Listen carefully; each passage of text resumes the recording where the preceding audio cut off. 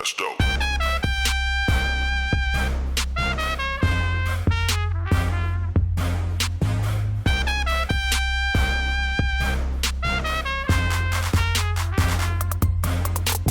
This episode is sponsored by my good friends at Bullish. Stay tuned for more information on this amazing company later in the episode. Justin Rezvani sold his previous company when he was in his 20s and decided that he was going to retire until he found Bitcoin and the Lightning Network and decided that censorship resistance was the most important issue facing us now and that this was needed badly in social media. He even went ahead and wrote a book about it. You need to hear what's broken in current social media platforms and how he's going to fix it using Bitcoin and the Lightning Network. So you have a long history in social media, influencer marketing, and you landed in Bitcoin, which means you must see some extremely important innovation happening, or a reason that we need more decentralized or social media that's not like what we currently have. Why is that?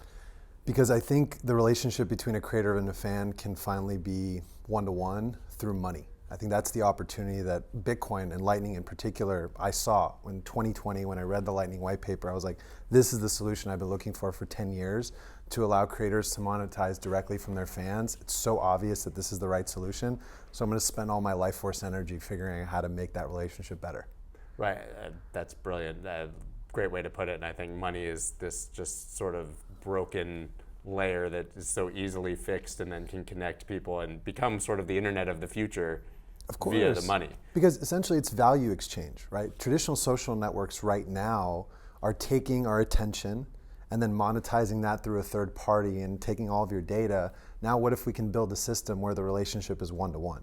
That the creators can now monetize directly from the people that they care about the most, and they can give the value back without anyone effectively in the middle. Even we look at direct support platforms like Patreon. We think Patreon is something that, I'm supporting the creator directly, but there's 6 companies in the middle of that. You have the credit card, you have the credit card processor, you have the bank, you have the website where the credit card's being hosted, all of these different systems that take a cut along the way. And like, okay, we took 30% at the end, and it's single directional. It's not directional back. So it's not just creators being able to, fans being able to pay creators, but what if creators can pay fans back? And saying thank you. Thank you for being a support mechanisms for us. Lightning provides omnidirectional payments. So how does that happen on Zion?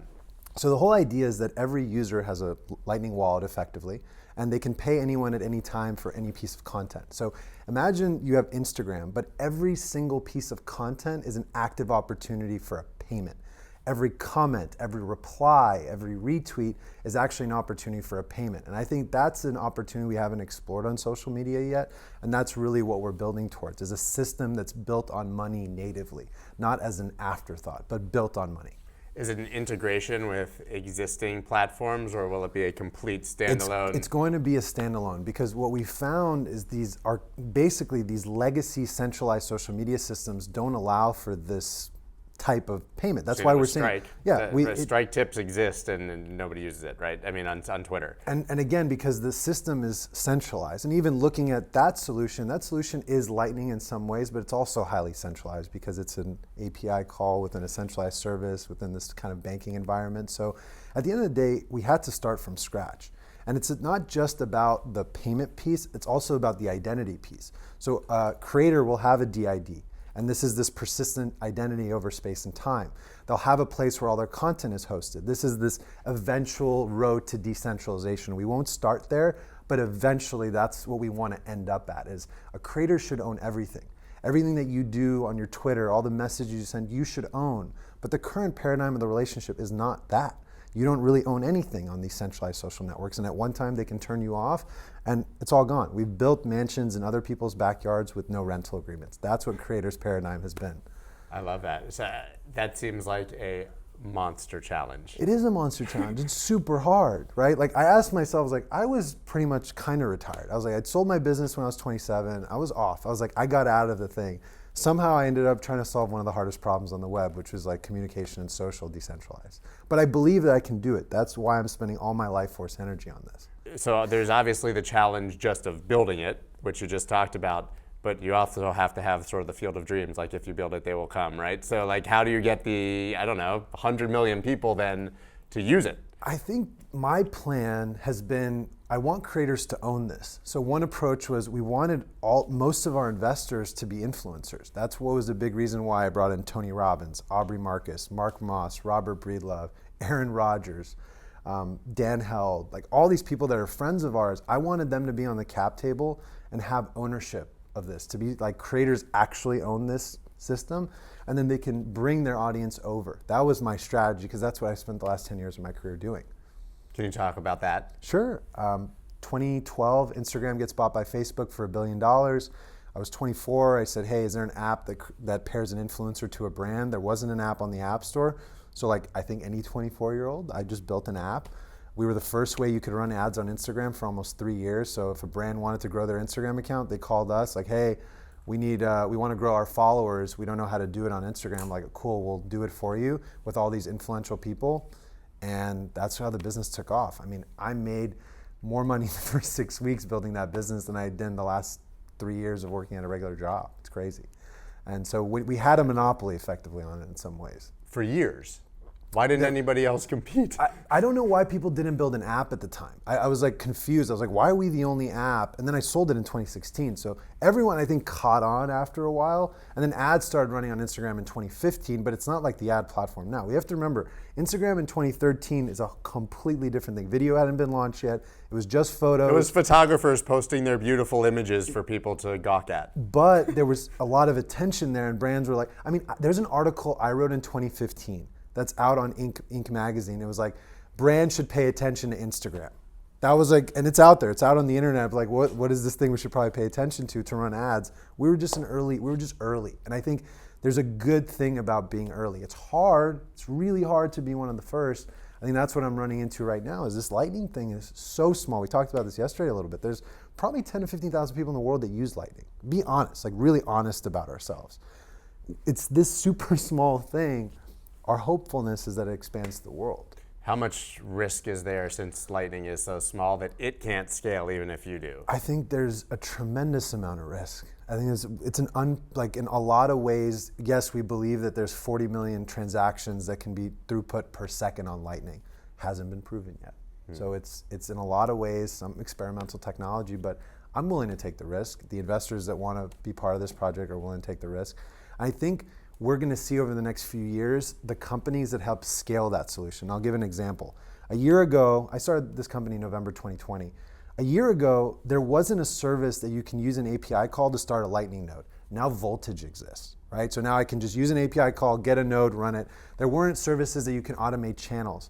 Next year, there'll be a service where I can automate channel liquidity balancing and all these crazy things that right now require a person to do this stuff. Eventually there'll be a company and the infrastructure to build it. So the way I frame it is, right now where Lightning and some of these applications are is like the web in the early 90s.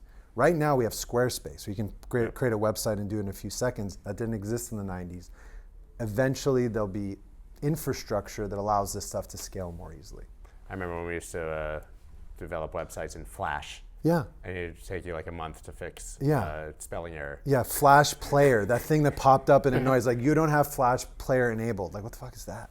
But I think the point of what I'm also trying to do is I want to build a consumer product. I want to obfuscate a lot of this complicated stuff out there, because users, I don't think care. I don't think they care necessarily about all this. Like they just want to move money between two people and they want it to feel free. The difference is that we want to do it through an open source protocol and not write our own.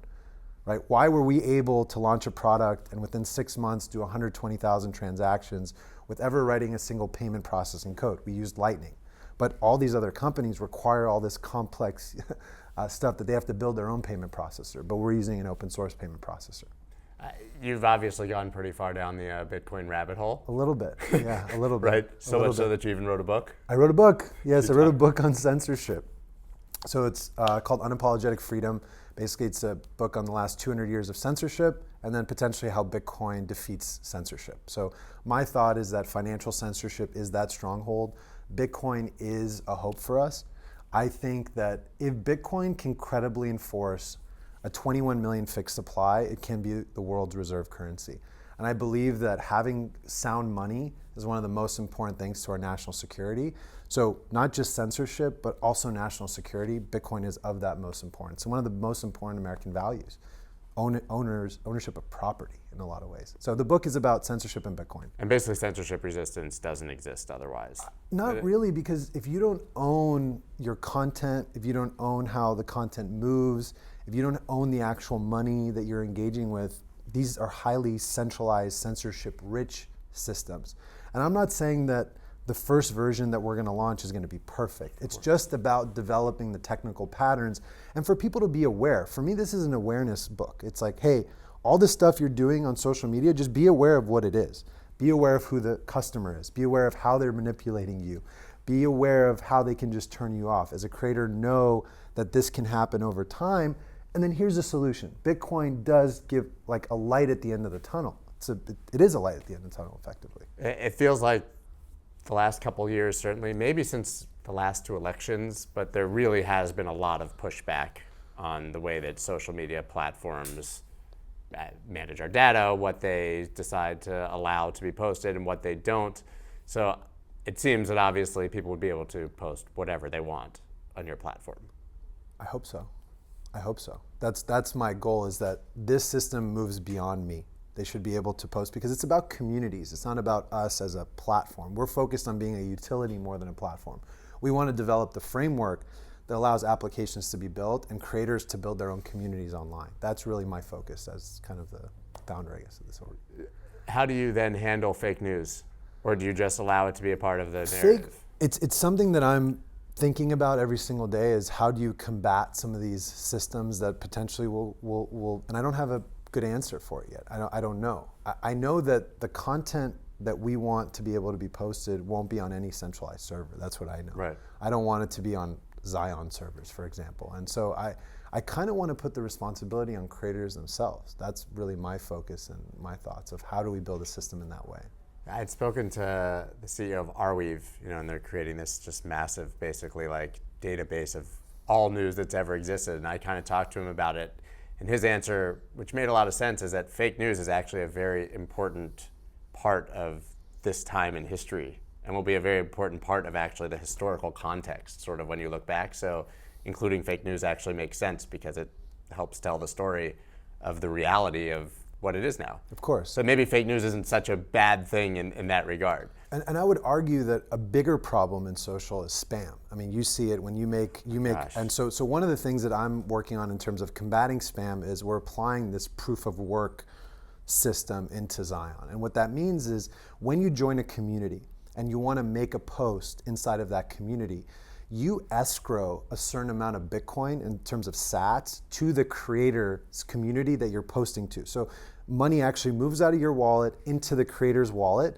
And then if your comment is deleted for spam, hate speech, whatever it may be, predicated by the creator, the admin of that community, you lose your stake. But if your comment stays up for more than 24 hours, you get the money, you get the Bitcoin right back. So what this does is it creates a consequence for being spam, for being a bad actor, for potentially doing fake news, for that community at large. So we're using this concept of proof of work inside of the system. This is where Hashcash came from. This is where the Bitcoin algorithm came from, was this idea of staking a certain amount of Bitcoin to send an email. Now we're doing that for individual pieces of content inside of a system.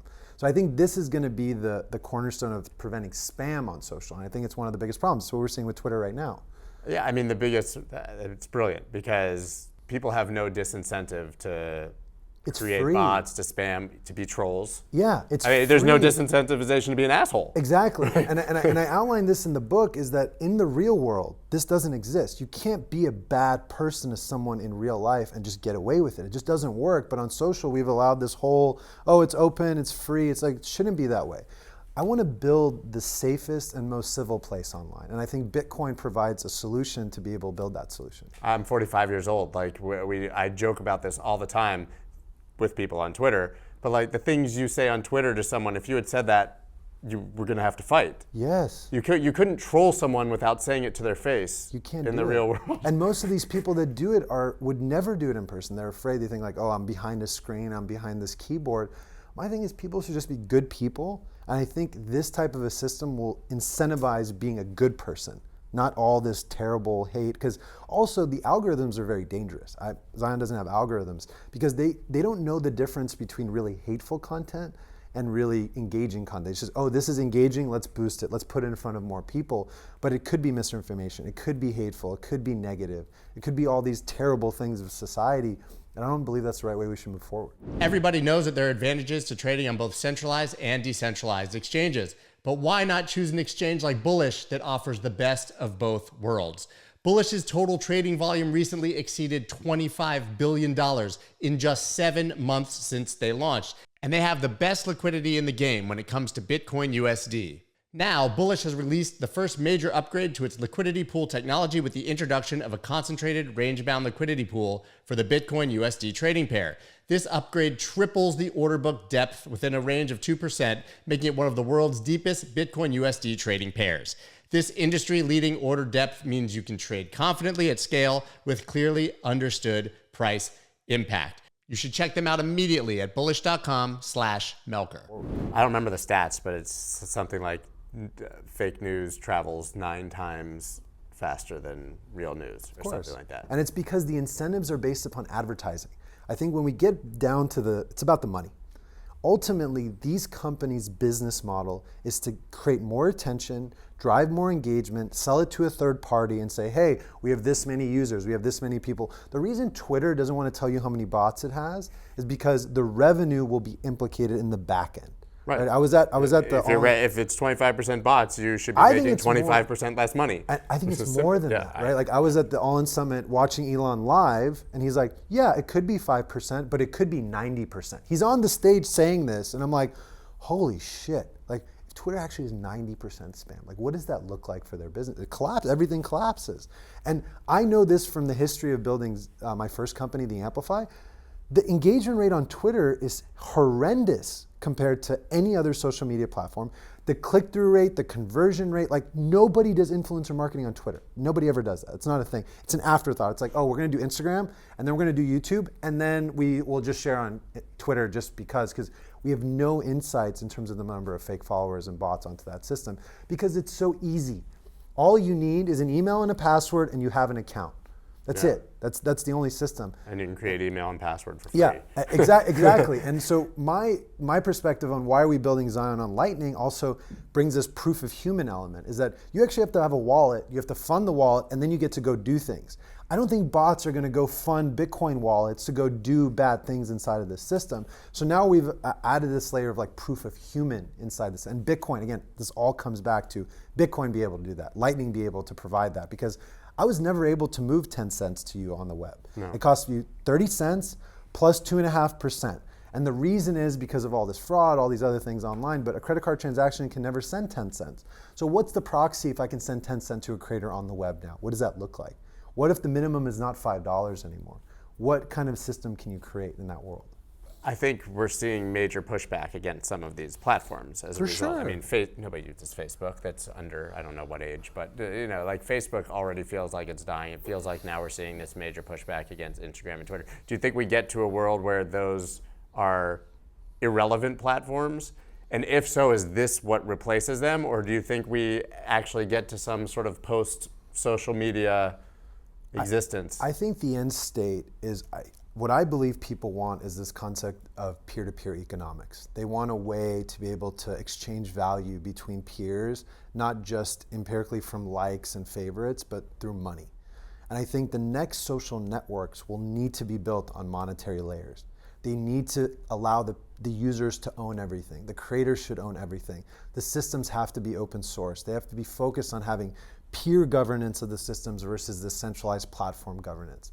All these things need to happen in the new world of social media, and those are the promises that either the platforms have to change, probably unlikely. These are legacy systems. Like, it's great that Elon's trying to do all the things he wants to do, and if he buys it, it's still Twitter. But it's still like, you have to understand how it's built. Right? Look at the technology. Jack even said, he's like, I couldn't change it. I was there, the CEO. He's this brilliant, amazing Bitcoiner, amazing mind, but he couldn't change it because of who owned it and the way the system was built originally. And you have all these legacy systems. So I think it has to be built from the ground up. And I'm hopeful for that. I think that the new world will have systems like this. Is there an advertising model in the new world where maybe you have a wallet, but you opt in, sort of like a Brave, right? You actually get paid to be shown advertising or something like that, and you choose, or do you think it becomes strictly peer-to-peer creator to customer? I think where the advertising component comes in is through still influencer marketing. I think the end state is, okay, brands want to engage with someone like you because you have a mass audience,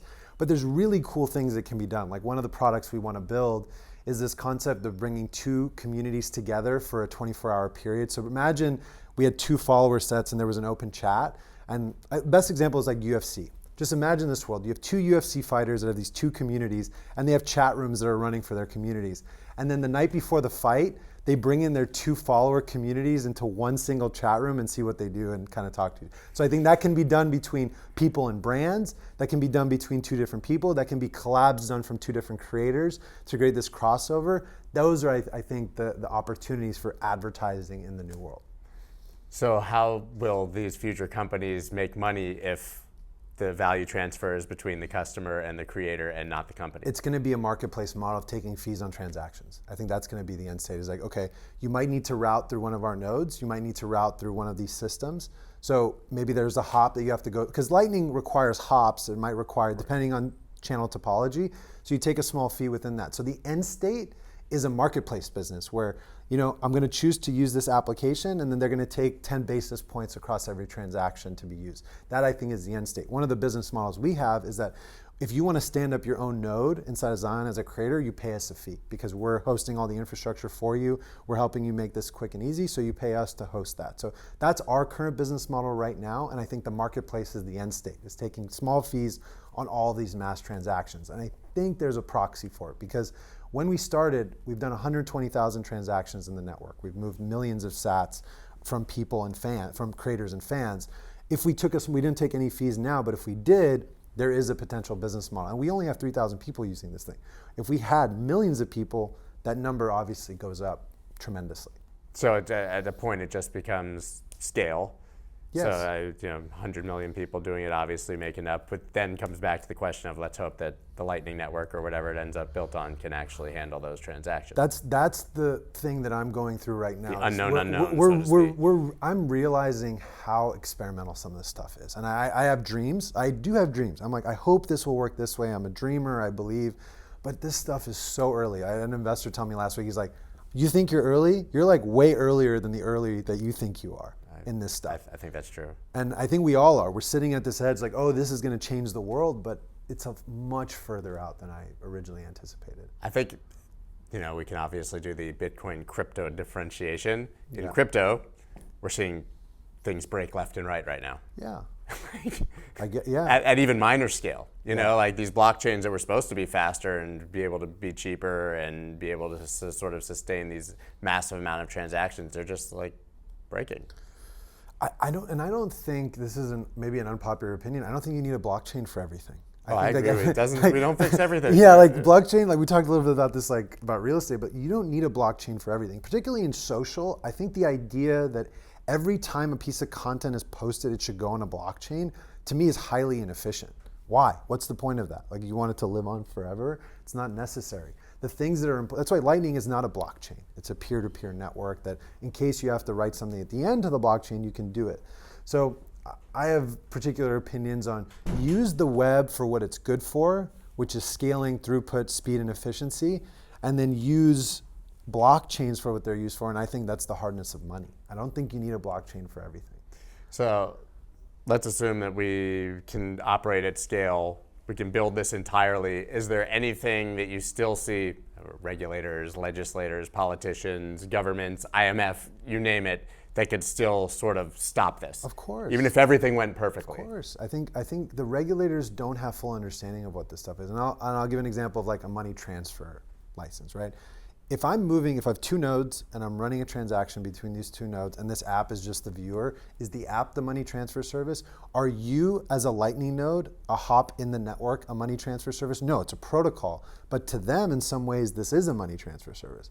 So the question is, this is not PayPal, this is not Venmo, this is not an internal ledger. Can we build legislation to define what the stuff actually is, which is technology that's allowed to use money that's native to the internet across the system? That's what I'm hopeful with the regulations. They just have clarity on what we're building here. And of course, they can say, oh, this is a money transfer thing. Now everyone has to get a money transfer license that runs a node on the Lightning Network. It's impossible. That could stop it. I think governments can absolutely stop it. But the hope is education. Like my thing is, I wrote a book because I want to educate people on this situation. I want to be an educator in the system because I've opened my eyes in 2 years about this stuff. I wasn't like huge in this space a couple years ago. Yeah, I love that for you. Listen, I think we have that feeling that no matter when we arrive, we're late. Yeah. Right, I'm 2016 and I'm like, these 2014 guys, man, killing it, right? But it's pretty incredible, only 2 years. Less than that, yeah, almost less than that I've been down this kind of rabbit hole. But that means you got it very quickly. I was flying to Istanbul and I read the Lightning white paper like 4 or 5 times. That's how it was like really set in, because it was the problem my original company was trying to fix. I did it with PayPal, now we want to do it with Lightning. But so for you, it was more about the Lightning white paper specifically than it was the perhaps payments. the Bitcoin. It was the money. I mean, Bitcoin white paper, sure, but the Lightning white paper made sense to me. Because I know Bitcoin transactions would never scale this. You can't move pennies on the Bitcoin network. It's impossible. You have to use Lightning. It doesn't. So how do we now get from, okay, 10% of the population or 5% of the population understands this to mass adoption at scale? How do we get 100 million people using Zion? I think it's people like you. I think it's the impact of people like you educating the world. It takes creators that have an education. And my mission is that I want to empower the next generation of creators that are building all these YouTube videos to just tell them, hey, this is an option. This is a new version of money where it allows for peer-to-peer, and there's a lot of distractions happening in that space. This is a new monetary system that you should pay attention to, and we all should educate everyone around it around the world. That's my thoughts on how to do it. Well, I love it, and I hope we see 1 billion people. Me using too, the man. platform It would be future. awesome. It would be great. Like in a couple of years, we're like, hey, remember that interview? Like we did that thing. Like but that's why we have to. I find that we have to like refresh and do these again. I love having repeat guests 6 months, a year, 18 months down the road, because it gives a really nice sort of roadmap and looking back to see how right, wrong, or how fast and slow these things happen. And improvements. One of the things that I value myself is that if I make a mistake or I made a wrong technical decision, which I've done. I mean, we launched this in August. I made some bad technical decisions that I'm fixing now.